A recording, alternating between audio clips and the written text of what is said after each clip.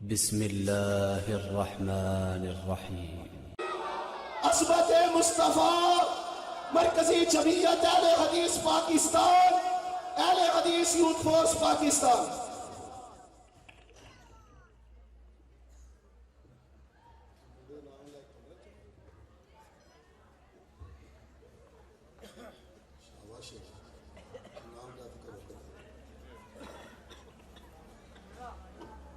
السلام علیکم ورحمۃ اللہ وبرکاتہ۔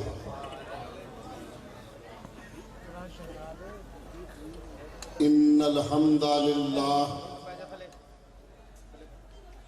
اشہد ان لا الہ الا اللہ وحدہ لا شریک لہ واشہد ان محمدا عبدہ ورسولہ ارسلہ بالحق بشیرا ونذیرا صلی اللہ تعالی علیہ وعلا آلہ وصحبہ وسلم اما بعد فاعوذ باللہ السمیع العلیم من الشیطان الرجیم من حمزہ ونفخہ ونفثہ بسم اللہ الرحمن الرحیم یا ایہا الذین آمنوا اطیعوا اللہ واطیعوا الرسول ولا تبطلوا اعمالکم۔ اے ایماندارو، اللہ کی اطاعت کرو، نبی مکرم رسول معظم جناب محمد صلی اللہ علیہ وسلم کی اطاعت کرو۔ اس سے ہٹ کے کوئی عمل کر کے اپنے عمل ضائع مت کر بیٹھو۔ صدق اللہ مولانا العظیم۔ یہ ساتھی اور عزیز طلبہ جو انعام لے کے کمروں میں گئے ہیں، کوئی دوست کمرے میں نہیں، آئیں سامنے بیٹھے۔ مجھے احساس ہے کہ یہاں ایک عالم کی فوتیدگی کی وجہ سے جلسہ کافی تاخیر سے شروع ہوا اور اس وجہ سے دیر بھی کافی ہو گئی ہے، اور پھر یہ بھی آپ دیکھ رہے ہیں کہ اسٹیج کی زینت مرکزی جمعیت اہل حدیث پنجاب کے سرپرست اعلیٰ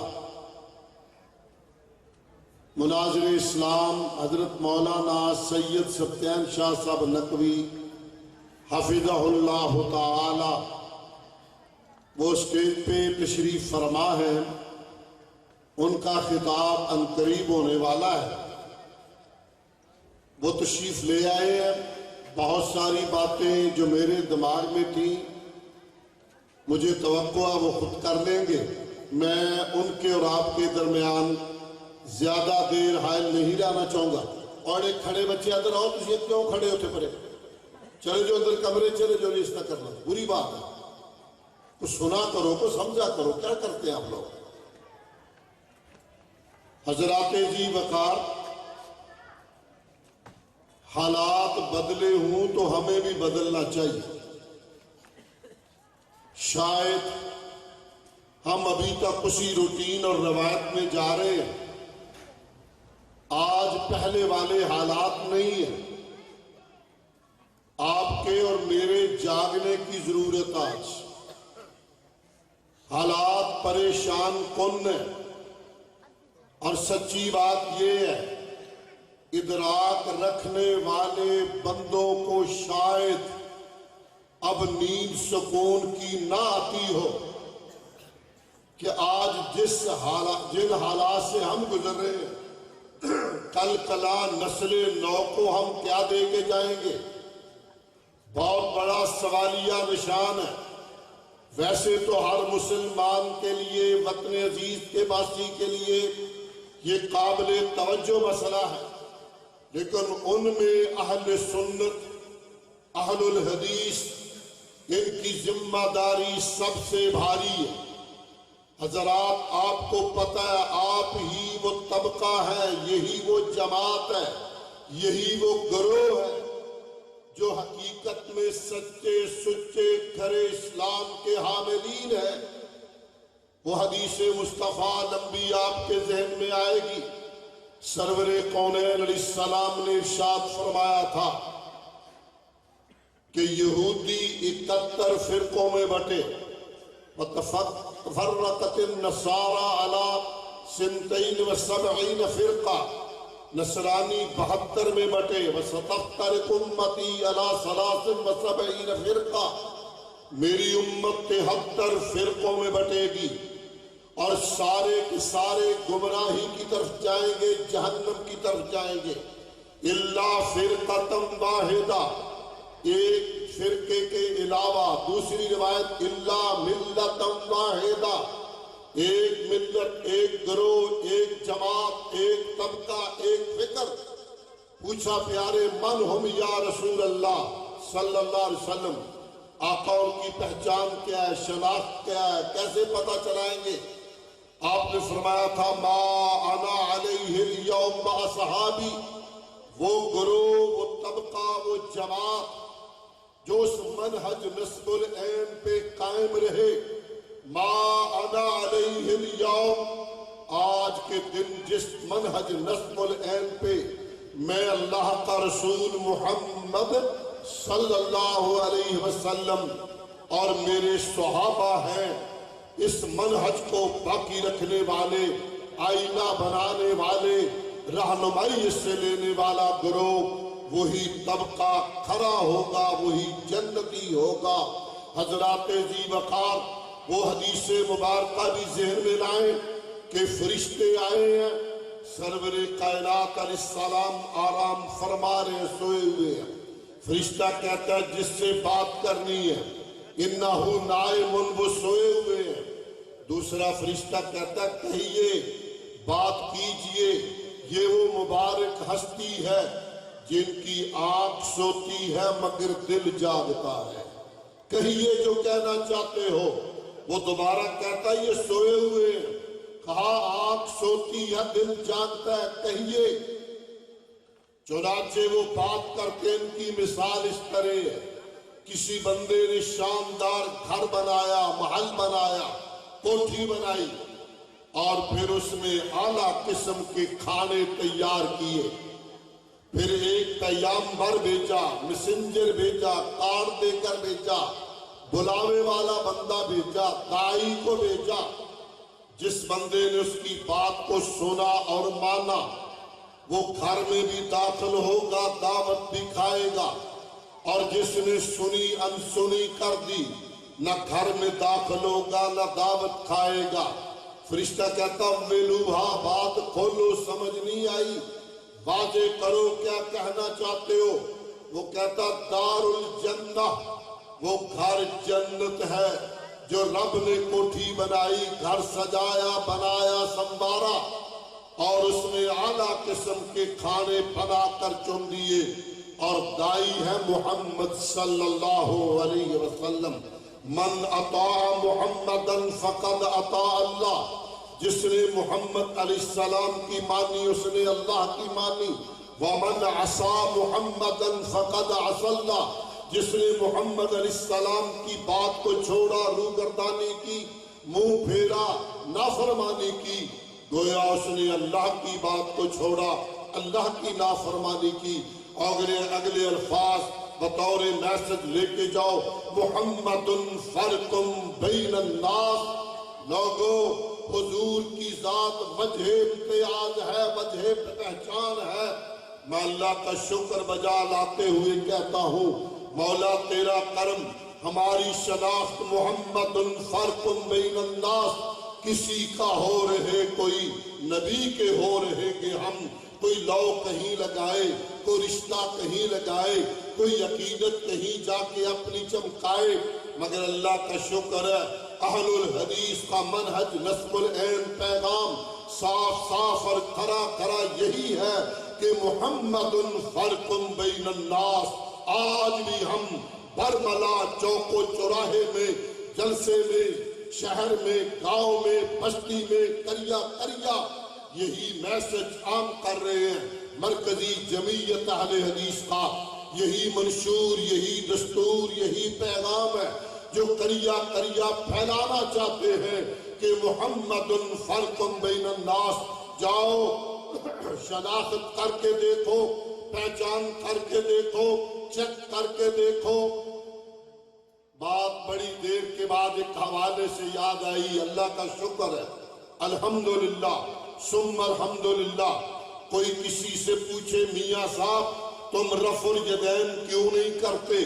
وہ کہتا میرا امام ابو حنیفہ رحمہ اللہ نہیں کرتے، میں اس لیے نہیں کرتا۔ میاں صاحب تم رفع الیدین کیوں کرتے ہو؟ کہتا میرا امام شافعی رحمہ اللہ کرتا ہے، میں اس لیے کرتا ہوں۔ بھائی جان تم کیوں کرتے ہو؟ کہتا میرا امام احمد ابن حنبل کرتا ہے رحمہ اللہ، میں اس لیے کرتا ہوں۔ کہا تم کیوں کرتے ہو؟ یہ اپنے اپنے رشتے اپنے اپنے تعلق بتاتا ہے، تم کیوں کرتے ہو؟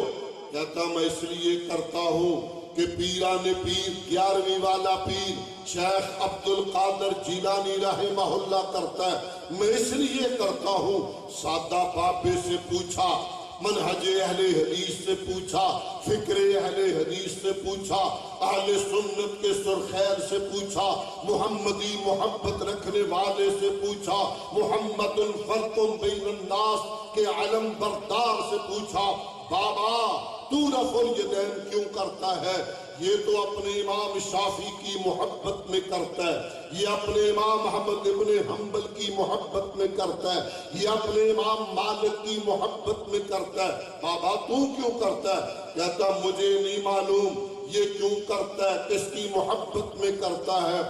میں تو اس لیے کرتا ہوں جس کا میں نے کلمہ پڑھا، جس پہ شریعت نازل ہوئی، جس پہ قرآن اترا، جو محبوب ہے جس کا میں نے کلمہ پڑھا، وہ میرا پیر محمد صلی اللہ علیہ وسلم کرتا ہے، میں اس لیے کرتا ہوں۔ محمد فرق بین الناس، یہ ہے وہ وجہ امتیاز، یہ ہے وہ شناخت۔ حضرات ذی وقار، آج اس پرفتن دور میں جس سے میرا دیش گزر رہا ہے، شاید میرے بھائی آپ کو ادراک نہ ہو کس طریقے کے ساتھ دشمن ہم پہ وار کیے جا رہا ہے، میرے عقیدے اور ایمان پہ وار ہو رہا ہے، خنجر لگایا جا رہا ہے، گولی ماری جا رہی ہے، اس طریقے سے کہ سرور کونین علیہ السلام کی ختم نبوت پہ ڈاکہ ڈالا جا رہا ہے۔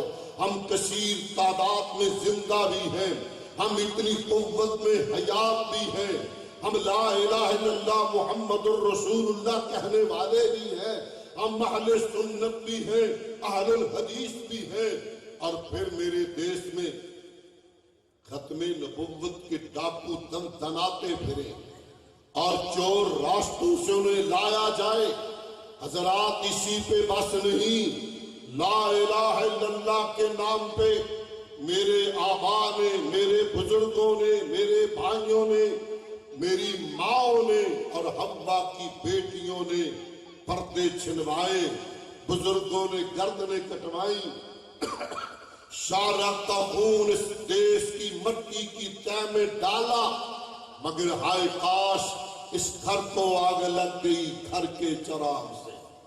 میرے بزرگوں نے شارع کا خون دے کر اس زمین کی موٹی تہ کو اپنے خون سے گندھا ہوا ہے، میں اس کی آج سینے پہ بیٹھ کر نہ جانے کس حوصلے اور ہمت کے ساتھ آمنہ کے در یتیم کی ختم نبوت اور حرمت رسول پہ ڈکیتی ہوتا ہوا دیکھ رہا ہوں۔ اور اسی پہ بس نہیں، کلمے والے ملک میں، نظریاتی ملک میں، نظریہ پاکستان والے ملک میں، قرارداد پاکستان والے ملک میں، لا الہ الا اللہ والے ملک میں، اور جسے میرے بھائیوں اور بہنوں نے، ماں اور بزرگوں نے خون دے کر بنایا تھا، اس میں آج آمنہ کے در یتیم کے ساتھیوں کی ناموس بھی محفوظ نہیں ہے، اصحاب رسول کی ناموس محفوظ نہیں ہے۔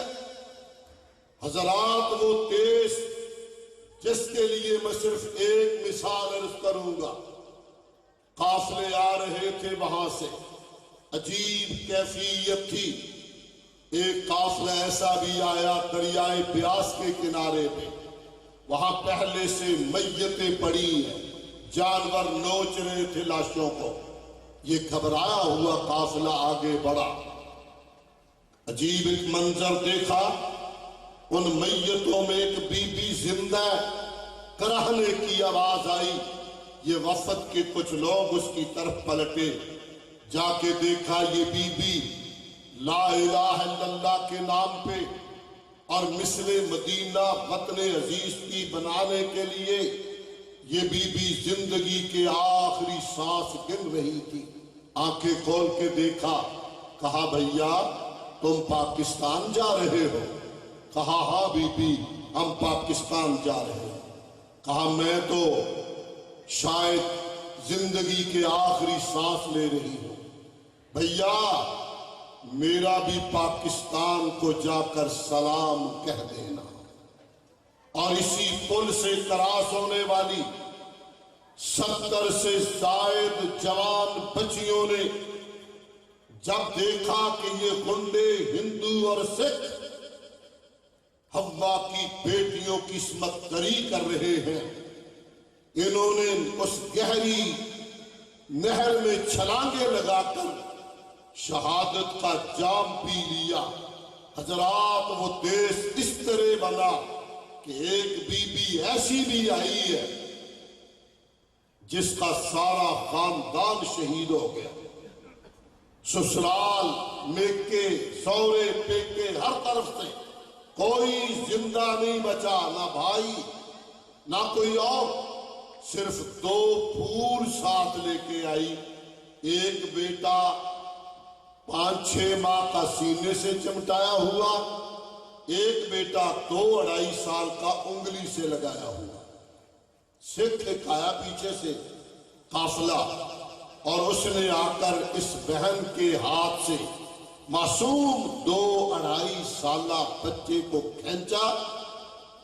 یہ زخم خوردہ ماں جو سارا کنبہ شہید کرا کے صرف وطن عزیز کے حصول کے لیے بڑھ رہی تھی، اس کی آنکھوں کے سامنے اس کے بچے کو نیزے کی انی میں پرو کے لٹکا دیا ہوگا.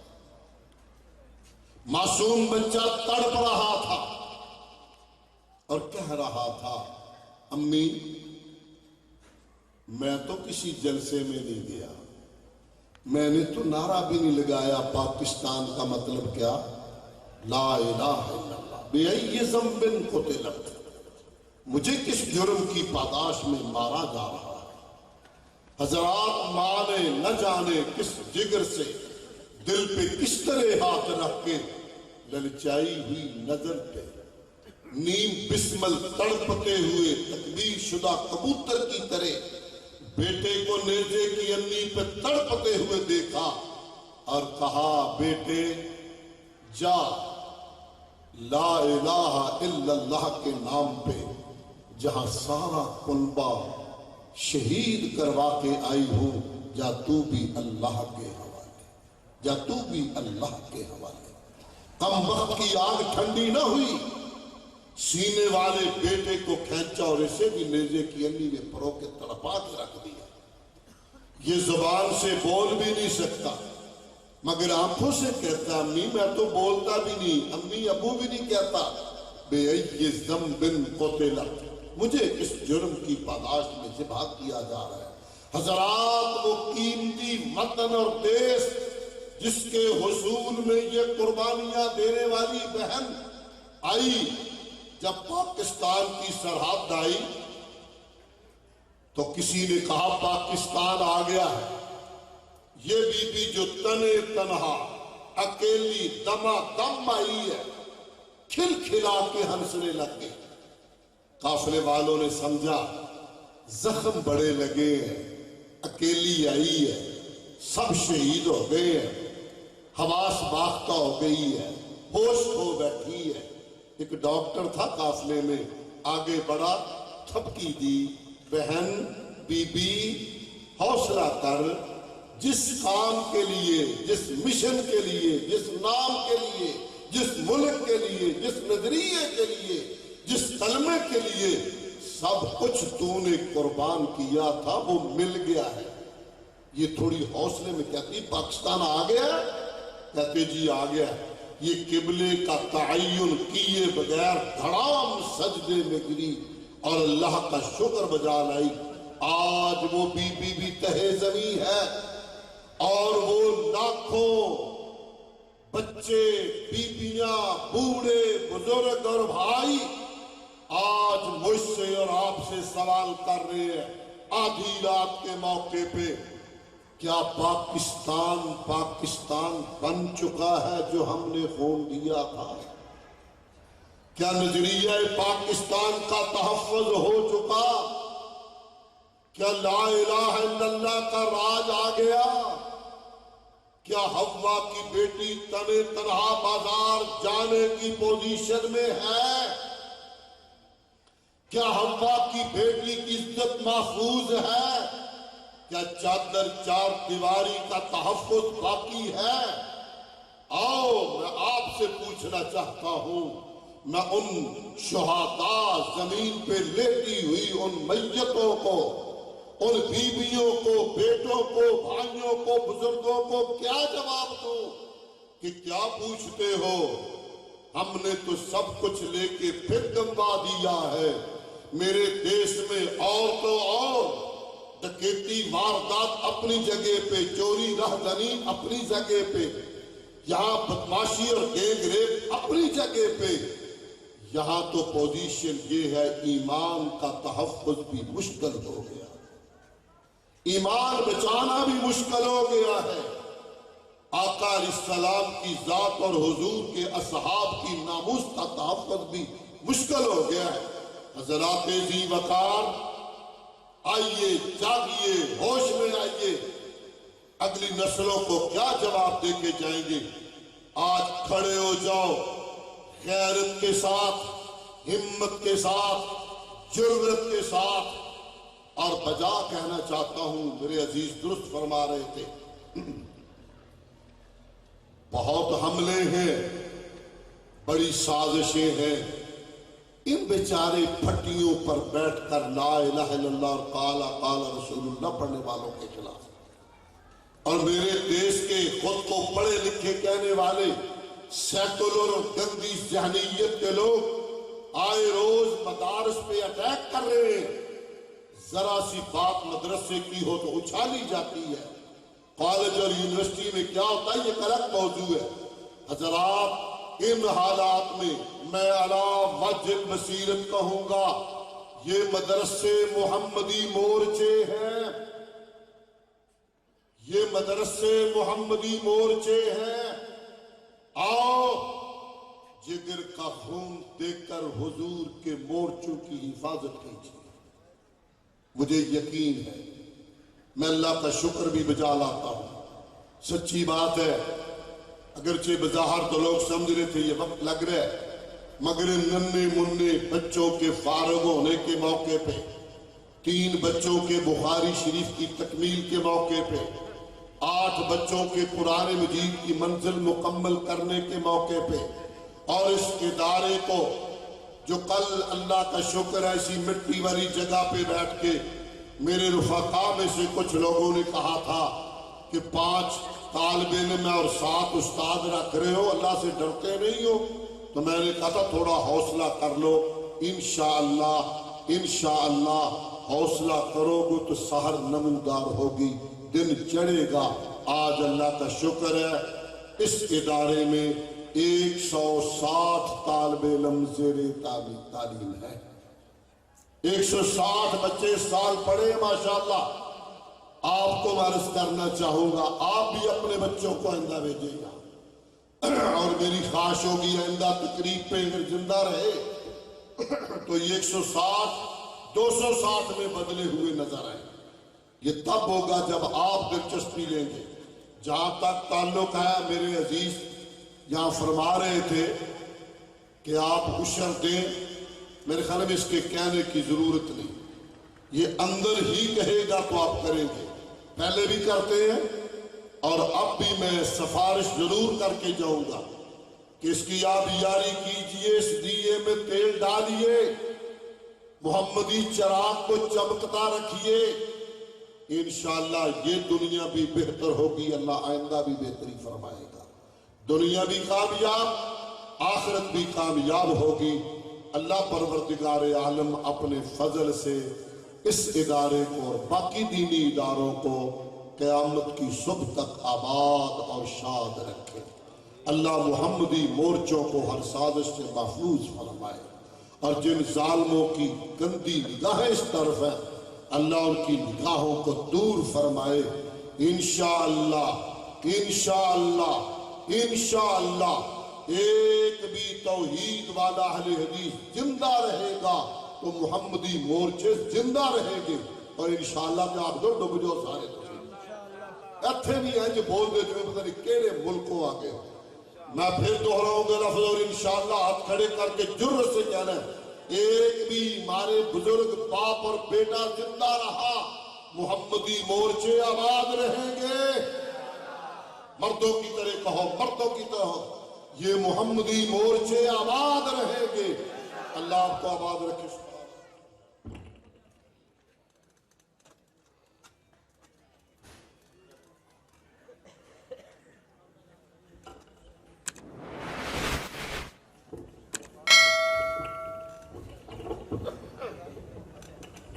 حضرات، آپ سے ہم خطاب تھے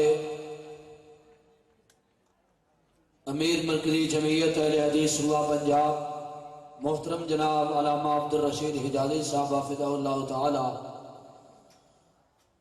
اب آپ کے سامنے تشریف لاتے ہیں۔ ترجمان قرآن سنت، داعی اسلام، مبلغ اسلام حضرت مولانا عبدالحق حقانی صاحب حافظہ اللہ تعالی